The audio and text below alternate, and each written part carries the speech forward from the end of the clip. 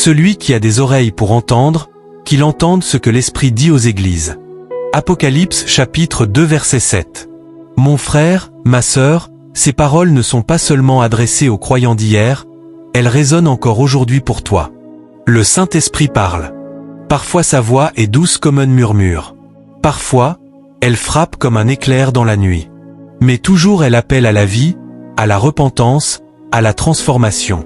Si tu pries et que tu as l'impression de ne rien entendre, ce message est pour toi. Si tu sens un trouble dans ton cœur, un feu dans ton esprit, c'est peut-être lui qui t'interpelle. Aujourd'hui, nous allons explorer 10 signes puissants qui indiquent que le Saint-Esprit essaie de te parler. Ne les ignore pas car ignorer sa voix, c'est fermer la porte à la direction divine. Je t'invite à rester attentif jusqu'à la fin car nous conclurons par une prière qui pourrait marquer un tournant dans ta vie spirituelle. Dis-moi en commentaire. Saint-Esprit, parle, ton serviteur écoute.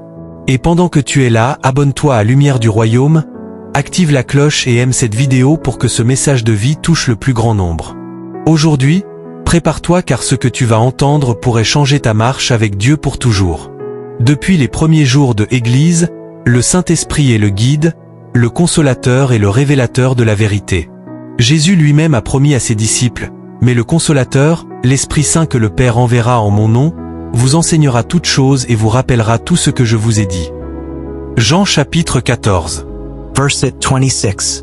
Cette promesse n'était pas limitée à une génération. Elle s'étend à tous ceux qui marchent dans la foi aujourd'hui. Dans les Écritures, nous voyons comment le Saint-Esprit a dirigé les prophètes, averti les apôtres et conduit l'Église à travers les tempêtes. Pourtant, dans notre monde saturé de bruit et de distractions, beaucoup de croyants peinent à discerner sa voix. Certains attendent des signes spectaculaires, oubliant que souvent ils se manifestent dans la douceur d'un vent léger comme avec Élie dans 1er Rois chapitre 19 verset 12. D'autres confondent les émotions passagères avec la direction divine. Ce que nous allons explorer est donc crucial. Comment reconnaître lorsque le Saint-Esprit essaie de nous parler? Le Saint-Esprit, troisième personne de la Trinité, est la voix douce et puissante de Dieu qui guide, console et transforme nos vies. Dans Jean 16h13, Jésus nous promet: quand l'Esprit de vérité sera venu, il vous conduira dans toute la vérité. Mais comment savoir si c'est vraiment lui qui parle? Avant tout, prions d'abord. Seigneur, ouvre nos cœurs et nos esprits à ta voix. Que ton Saint-Esprit nous guide à travers cette vidéo pour reconnaître tes signes et grandir dans notre foi. Amen. Une paix inexplicable, le premier signe que le Saint-Esprit essaie de te parler. Imaginez-vous au milieu d'une tempête émotionnelle, où tout autour de vous semble chaotique, et pourtant, au plus profond de votre être, une sérénité profonde s'installe, comme si une main invisible apaisait les vagues de votre âme. Cette paix n'est pas celle du monde, elle ne dépend pas des circonstances extérieures ni des solutions logiques que notre esprit pourrait inventer. Elle est surnaturelle, divine, et elle est souvent le murmure doux du Saint-Esprit qui nous dit « Je suis avec toi, fais-moi confiance ». Dans les Écritures, cette paix est décrite comme surpassant toute intelligence humaine, un cadeau direct de Dieu pour guider ses enfants. Aujourd'hui, nous plongerons dans les profondeurs de ce signe, en explorant ses racines bibliques, ses manifestations dans la vie quotidienne, des histoires inspirantes de ceux qui l'ont expérimenté, et des façons pratiques de la reconnaître et de la cultiver dans notre propre chemin de foi. Préparez votre cœur, car cette paix n'est pas seulement un sentiment passager, mais une invitation à une communion plus intime avec le Créateur. Cette paix inexplicable se manifeste souvent comme une ancre pour l'âme, un calme intérieur qui défie toute explication rationnelle. Pensez à un moment où vous avez fait face à une décision cruciale, peut-être un changement de carrière, une relation en crise, ou une santé fragile, et soudain, sans que rien n'ait changé extérieurement, une tranquillité enveloppe votre esprit. Ce n'est pas une absence d'émotion, mais plutôt une transcendance sur elle. Le Saint-Esprit utilise cette paix pour nous rassurer que nous sommes sur le bon chemin, ou pour nous inviter à nous arrêter et à écouter sa voix plus attentivement. Contrairement à la paix temporaire que le monde offre, celle qui vient d'une résolution rapide ou d'une distraction, cette paix divine et durable, elle persiste même lorsque les problèmes persistent. Elle est comme un ruisseau coulant au fond d'une vallée agitée, toujours présent, toujours rafraîchissant. Pour comprendre cela plus profondément, considérons comment cette paix opère dans différents aspects de la vie. Dans les relations humaines, elle peut surgir lorsque nous pardonnons à quelqu'un qui nous a blessés, non pas parce que la douleur a disparu, mais parce que le Saint-Esprit infuse en nous une compassion et une compréhension qui viennent d'en haut. Dans les défis financiers, elle peut se présenter comme une confiance inébranlable que Dieu pourvoira, même si les chiffres ne s'additionnent pas. Et dans les épreuves spirituelles, comme le doute ou la tentation, cette paix agit comme un bouclier, nous rappelant que nous ne luttons pas seuls. Le Saint-Esprit, en tant que paraclet, celui qui marche à nos côtés, utilise cette paix pour aligner notre volonté avec celle de Dieu, transformant nos peurs en foi. C'est un signe actif, pas passif. Il nous pousse à l'action, à la prière ou au repos, selon ce que Dieu désire pour nous. Sur le plan psychologique, notre cerveau est câblé pour l'anxiété en temps de stress, libérant des hormones comme le cortisol qui nous mettent en mode survie. Mais cette paix inexplicable interrompt ce cycle, apportant une clarté mentale qui permet de voir au-delà des nuages immédiats. Spirituellement, elle est le fruit de l'esprit, comme mentionné dans les Écritures, un témoignage intérieur que le royaume de Dieu est déjà à l'œuvre en nous. Elle n'est pas toujours accompagnée de joie explosive ou de visions dramatiques.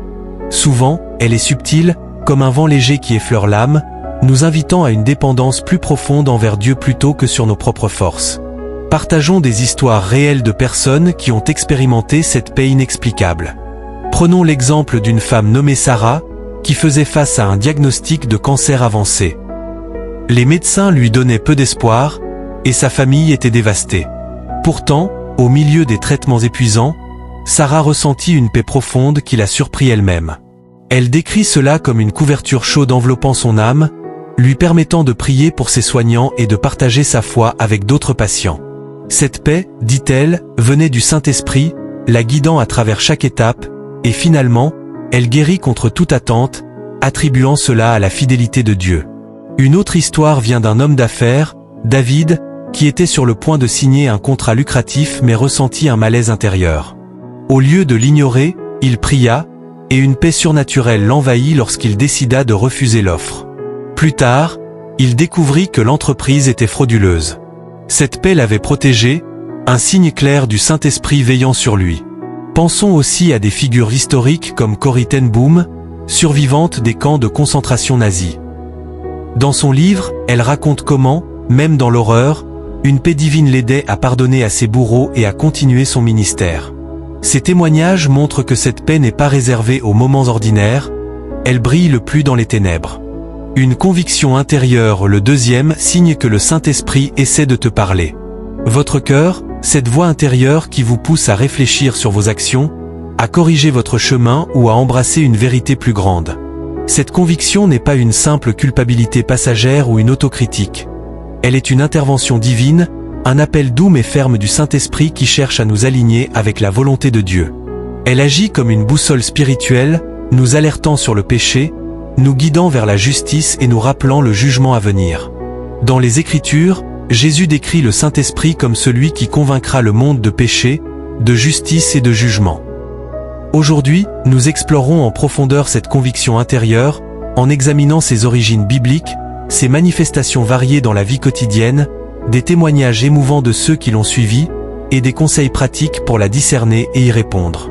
Ouvrez votre esprit et votre cœur, car cette conviction n'est pas une condamnation, mais une invitation à une transformation profonde et à une intimité accrue avec Dieu.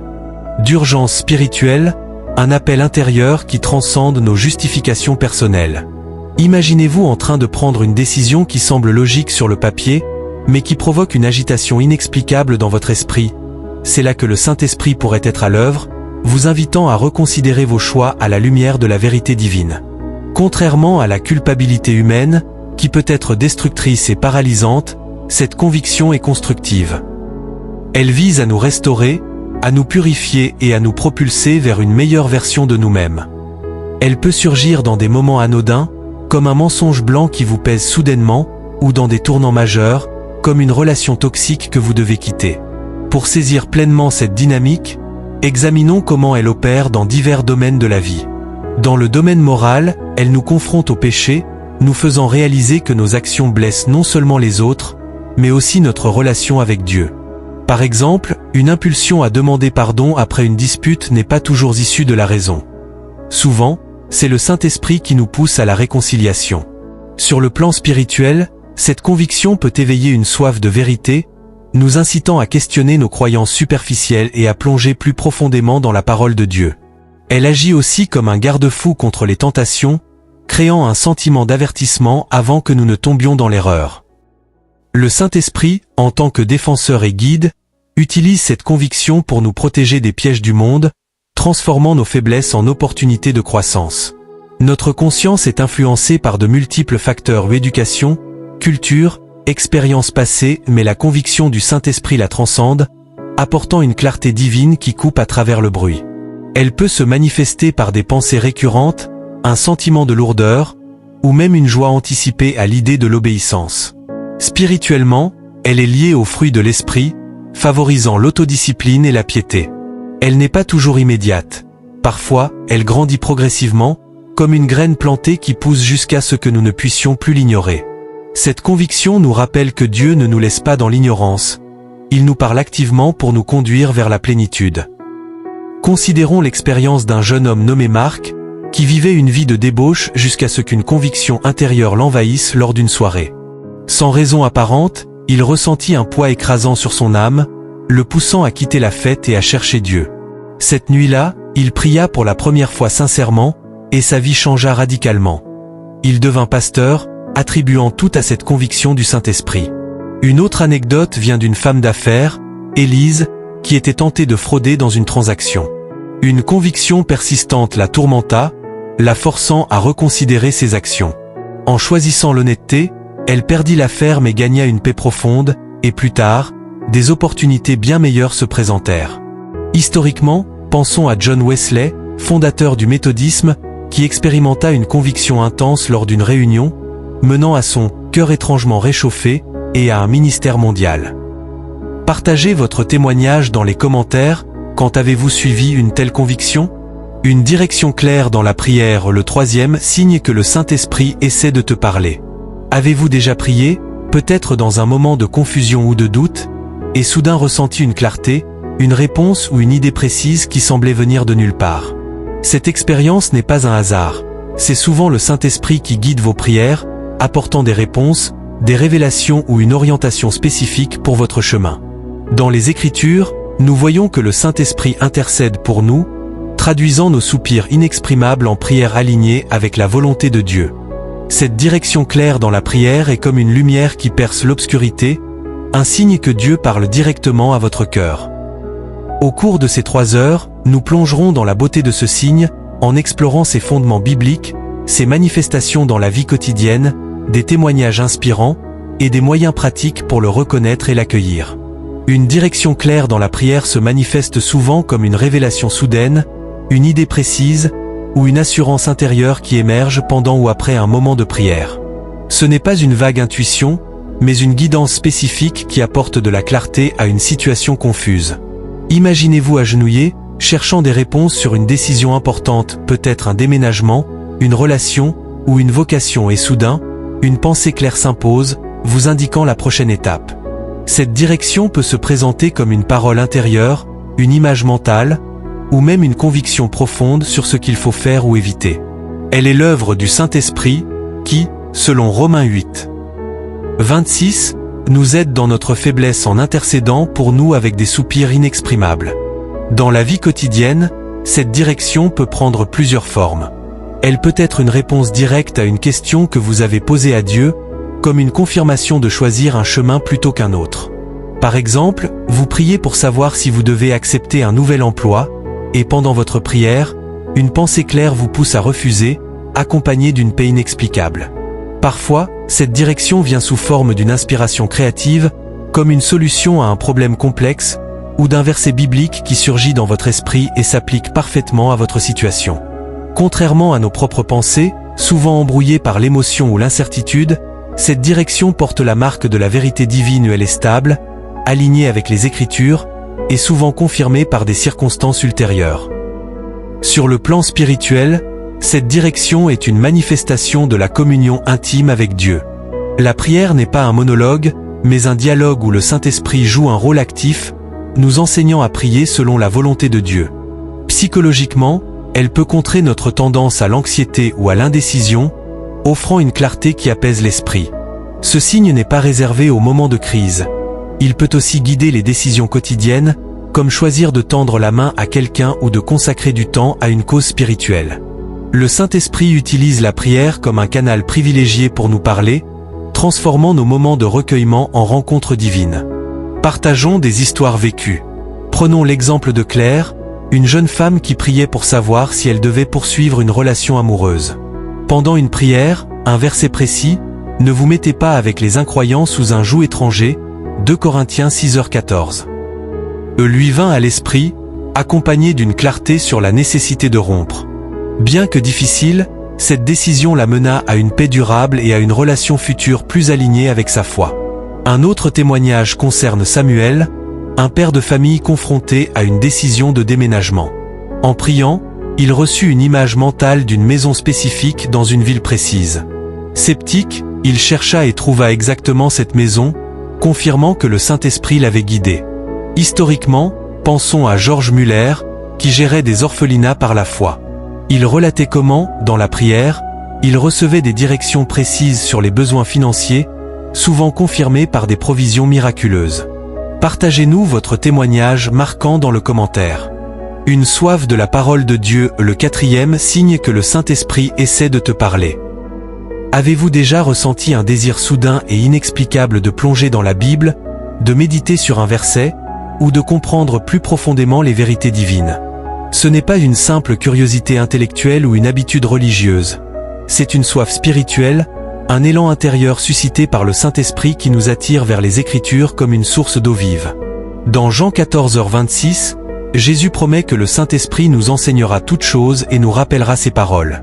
Cette soif est une invitation divine à rencontrer Dieu à travers sa parole, à nourrir notre âme et à aligner notre vie sur ses desseins. Aujourd'hui, nous allons explorer ce signe en détail, en examinant ses racines bibliques, ses manifestations dans notre quotidien, des témoignages vibrants de ceux qui l'ont vécu, et des moyens pratiques pour cultiver cette soif et répondre à l'appel du Saint-Esprit. Préparez votre cœur, car cette soif est un signe que Dieu désire vous parler directement à travers sa parole. Cette soif de la parole de Dieu se manifeste souvent comme un désir irrésistible de lire, méditer ou comprendre les Écritures, même dans des moments où cela semble inattendu. Imaginez-vous en train de vaquer à vos occupations quotidiennes, lorsque soudain, une pensée surgit. « Je dois ouvrir ma Bible » ou « Ce verset me revient sans cesse à l'esprit ». Ce désir peut être intense, comme une faim spirituelle, ou subtil, comme une invitation douce à explorer un passage spécifique. C'est le Saint-Esprit qui suscite cette soif, car il sait que la parole de Dieu est vivante et active, capable de transformer nos pensées, nos cœurs et nos actions. Dans la vie quotidienne, cette soif peut se manifester de diverses manières. Pour certains, c'est un besoin urgent de trouver des réponses à une question existentielle, comme le sens de la vie ou la gestion d'une épreuve, et la Bible devient soudain une source de réconfort et de clarté. Pour d'autres, c'est une fascination nouvelle pour un livre ou un verset qu'ils n'avaient jamais remarqué auparavant, comme si les mots prenaient vie pour la première fois. Cette soif peut aussi se traduire par une envie de partager la parole avec autrui, de l'enseigner ou de l'appliquer dans des situations concrètes. Le Saint-Esprit utilise les Écritures comme un canal direct pour communiquer, nous enseignant, nous corrigeant et nous équipant pour toute bonne œuvre. Sur les plans spirituels et psychologiques, cette soif est une réponse à notre besoin inné de connexion avec Dieu. Psychologiquement, lire la Bible peut calmer l'esprit, réduire l'anxiété et apporter un sentiment de but, mais la soif suscitée par le Saint-Esprit va au-delà. Elle nous pousse à chercher non pas seulement des réponses, mais une relation vivante avec le Créateur. Spirituellement, elle est liée au rôle du Saint-Esprit comme rappel et enseignant, nous aidant à internaliser les vérités de Dieu et à les vivre. Cette soif n'est pas toujours constante. Elle peut croître dans les saisons de recherche spirituelle ou surgir dans les moments de sécheresse, nous ramenant à la source de vie. Prenons l'exemple de Claire, une étudiante qui traversait une période de doute spirituel. Une nuit, elle ressentit une envie soudaine de lire les psaumes. En ouvrant sa Bible, le psaume 23 lui parla directement, apaisant ses peurs et ravivant sa foi. Cette soif, suscitée par le Saint-Esprit, la ramena à une relation régulière avec Dieu. Un autre témoignage vient d'un homme d'affaires, Samuel, qui n'avait jamais lu la Bible sérieusement. Lors d'une crise professionnelle, une pensée récurrente le poussa à ouvrir l'évangile de Jean. Les paroles de Jésus l'émurent profondément, et il commença à étudier les Écritures quotidiennement, transformant sa vie et son entreprise. Historiquement, pensons à Augustin d'Hippone, qui, dans un moment de désespoir, entendit une voix dire « Prends Élie ». En ouvrant les Écritures, il trouva la vérité qui changea sa vie. Partagez votre histoire dans les commentaires. Quand avez-vous ressenti une soif soudaine pour la parole? Des dons spirituels manifestés est le 5e signe que le Saint-Esprit essaie de te parler. Avez-vous déjà ressenti une capacité soudaine à encourager quelqu'un au moment parfait, à partager une parole de sagesse qui touche profondément, ou à accomplir un acte de foi qui semble dépasser vos propres forces? Ces dons ne sont pas de simples talents humains. Ils sont des cadeaux surnaturels accordés par le Saint-Esprit pour édifier l'Église et glorifier Dieu. Dans 1 Corinthiens 12:7, il est écrit « Or, à chacun la manifestation de l'Esprit est donnée pour l'utilité commune. » Ces dons, qu'il s'agisse de prophétie, de guérison, d'enseignement, ou d'autres, sont des signes clairs que le Saint-Esprit cherche à nous parler, à nous utiliser comme instrument de sa grâce.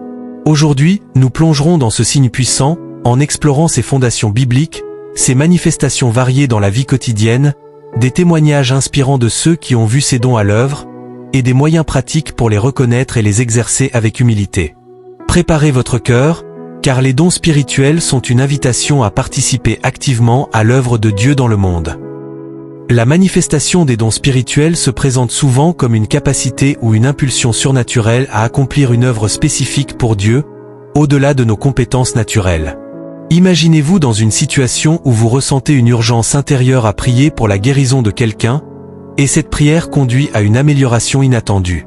Ou peut-être avez-vous partagé une parole d'encouragement qui a transformé la perspective d'une personne en détresse, sans que vous sachiez d'où venait cette sagesse. Ces moments ne sont pas des coïncidences. Ils sont l'œuvre du Saint-Esprit qui distribue des dons selon sa volonté, comme décrit dans 1 Corinthiens 12:11. Ces dons sont variés: la parole de sagesse, la parole de connaissance, la foi, les guérisons, les miracles, la prophétie, le discernement des esprits, les langues et l'interprétation des langues, parmi d'autres. Dans la vie quotidienne, ils peuvent se manifester subtilement, comme un don d'hospitalité qui réunit les gens dans l'amour, ou de manière plus dramatique, comme une prophétie qui révèle une vérité spécifique pour une situation donnée. Le Saint-Esprit utilise ces dons pour répondre aux besoins de l'Église et du monde, souvent en nous poussant hors de notre zone de confort. Par exemple, une personne timide peut soudainement trouver les mots justes pour enseigner une vérité biblique, ou quelqu'un sans formation médicale peut être guidé à prier efficacement pour une guérison. Sur les plans spirituels et pratiques, les dons spirituels sont distincts des talents naturels, car ils sont directement orchestrés par le Saint-Esprit pour un but divin. Psychologiquement, leur manifestation peut surprendre, car elle transcende nos limites personnelles, nous donnant une assurance qui vient de Dieu. Spirituellement, ils renforcent notre dépendance envers le Saint-Esprit, nous rappelant que nous sommes des vases d'argile portant un trésor divin. Ces dons ne sont pas pour notre gloire, mais pour édifier les autres et avancer le royaume de Dieu, souvent accompagnés d'un sentiment d'humilité et de révérence. Prenons l'exemple de Marie, une femme réservée qui, lors d'une réunion d'église, ressentit une impulsion à partager une parole de connaissance sur la guérison émotionnelle d'une personne présente. Bien qu'hésitante, elle obéit, et la personne concernée fondit en larmes, confirmant que cette parole répondait à une douleur cachée. Ce don du Saint-Esprit transforma une vie. Un autre témoignage concerne David, un bénévole dans une soupe populaire, qui découvrit un don d'hospitalité. Sans formation, il créait une atmosphère d'amour et d'accueil, amenant plusieurs à s'ouvrir à l'Évangile. Historiquement, pensons à l'évangéliste Billy Graham, dont le don de proclamation a touché des millions, guidé par le Saint-Esprit dans chaque sermon. Partagez votre expérience dans les commentaires. Quand avez-vous vu ou exercé un don spirituel? Une compassion surnaturelle, le 6e signe que le Saint-Esprit essaie de te parler. Avez-vous déjà ressenti une vague d'empathie inattendue pour une personne, un élan du cœur qui vous pousse à prier, à aider, ou même à pleurer pour quelqu'un, sans raison apparente? Cette compassion n'est pas simplement une émotion humaine. C'est un débordement de l'amour divin, suscité par le Saint-Esprit, qui reflète le cœur de Dieu pour l'humanité. Dans Galates 5, 22-23, la compassion peut être vue comme une facette du fruit de l'Esprit, en particulier l'amour, la bonté et la douceur. Lorsque le Saint-Esprit nous parle à travers cette compassion, il nous invite à devenir ses mains et ses pieds dans un monde brisé. Aujourd'hui, nous plongerons dans ce signe vibrant, en examinant ses fondations bibliques, ses manifestations dans la vie quotidienne, des témoignages poignants de ceux qui l'ont vécu, et des moyens pratiques pour discerner et répondre à cet appel divin. Préparez votre cœur, car cette compassion surnaturelle est un signe que Dieu veut vous utiliser pour toucher des vies. Cette compassion surnaturelle se manifeste souvent comme un élan profond et inexplicable d'empathie ou de sollicitude pour autrui, dépassant les frontières de la logique ou des liens personnels. Imaginez-vous en train de marcher dans la rue, et soudain, vous ressentez une douleur intense pour un étranger que vous croisez, vous poussant à prier pour lui ou à lui offrir une aide concrète. Ce n'est pas une simple pitié, c'est une compassion qui porte le poids de l'amour de Dieu, souvent accompagnée d'une urgence spirituelle à agir. Le Saint-Esprit utilise ce sentiment pour nous connecter au cœur de Dieu, qui pleure pour les perdus, les souffrants et les brisés. Dans la vie quotidienne, cette compassion peut se manifester de diverses manières. Elle peut surgir comme un désir soudain de consoler un collègue en détresse, même si vous ne connaissez pas les détails de sa situation. Elle peut vous pousser à donner généreusement à une cause humanitaire, ou à passer du temps avec quelqu'un que le monde ignore. Cette compassion est souvent marquée par une intensité émotionnelle, des larmes inexplicables, un cœur lourd, ou une joie à l'idée d'aider qui distingue l'œuvre du Saint-Esprit de l'empathie humaine. Par exemple, une personne peut ressentir une urgence à prier pour une nation en crise, sans lien personnel avec celle-ci, et découvrir plus tard que cette prière était providentielle. Sur les plans spirituels et psychologiques, cette compassion surnaturelle est un pont entre notre humanité et la divinité. Psychologiquement, l'empathie humaine est limitée par nos expériences et nos préjugés, mais la compassion du Saint-Esprit transcende ces barrières, nous permettant de ressentir l'amour de Dieu pour tous, même pour nos ennemis. Spirituellement, elle reflète le fruit de l'Esprit, car l'amour et la compassion sont au cœur de l'identité de Dieu. Cette compassion n'est pas passive, elle nous pousse à l'action, que ce soit par la prière, le service ou la proclamation de l'Évangile, nous rendant participants à la mission rédemptrice de Christ.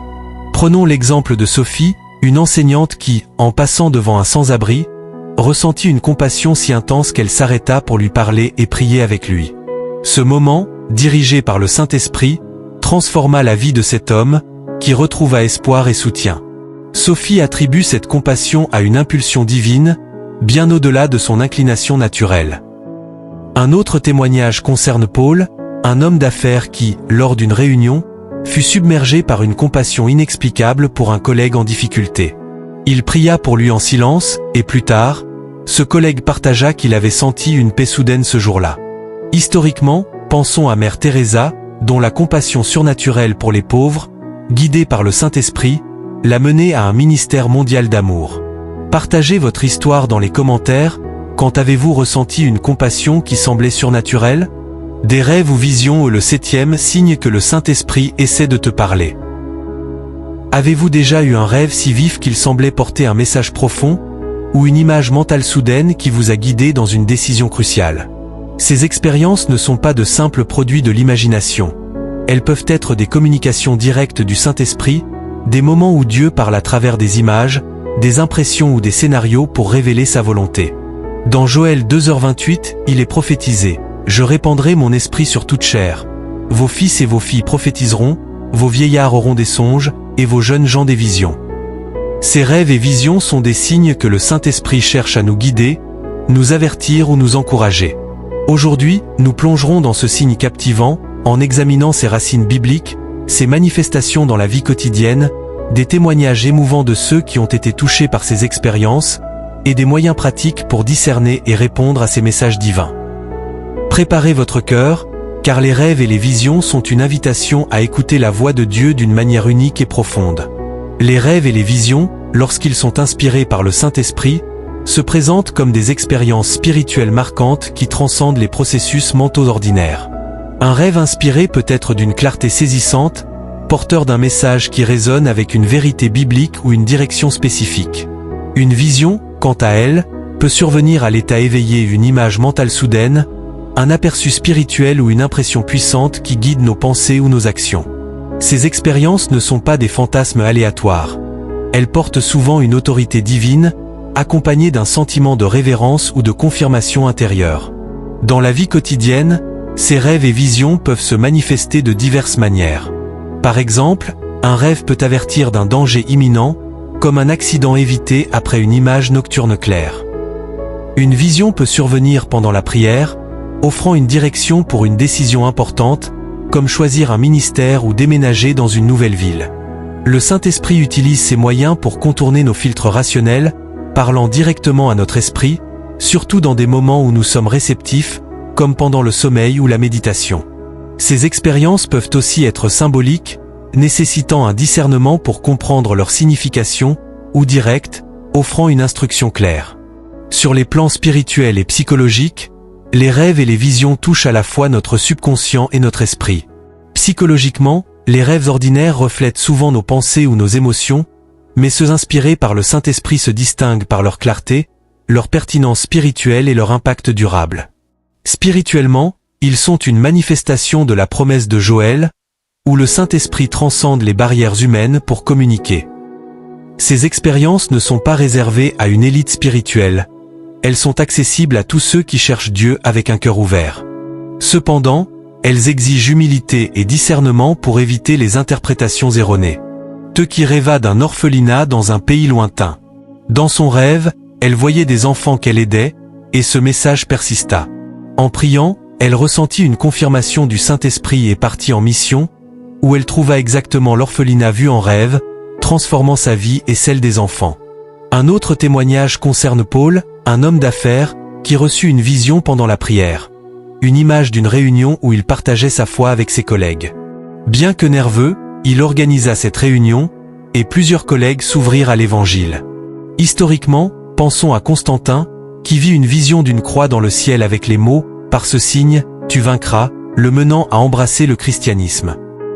Prenons l'exemple de Sarah, une enseignante qui rêva d'un orphelinat dans un pays lointain. Dans son rêve, elle voyait des enfants qu'elle aidait, et ce message persista. En priant, elle ressentit une confirmation du Saint-Esprit et partit en mission, où elle trouva exactement l'orphelinat vu en rêve, transformant sa vie et celle des enfants. Un autre témoignage concerne Paul, un homme d'affaires, qui reçut une vision pendant la prière. Une image d'une réunion où il partageait sa foi avec ses collègues. Bien que nerveux, il organisa cette réunion, et plusieurs collègues s'ouvrirent à l'Évangile. Historiquement, pensons à Constantin, qui vit une vision d'une croix dans le ciel avec les mots « Par ce signe, tu vaincras », le menant à embrasser le christianisme.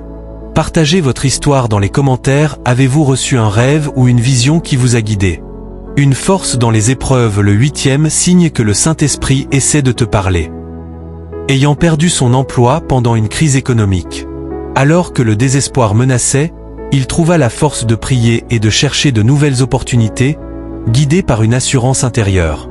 Prenons l'exemple de Sarah, une enseignante qui rêva d'un orphelinat dans un pays lointain. Dans son rêve, elle voyait des enfants qu'elle aidait, et ce message persista. En priant, elle ressentit une confirmation du Saint-Esprit et partit en mission, où elle trouva exactement l'orphelinat vu en rêve, transformant sa vie et celle des enfants.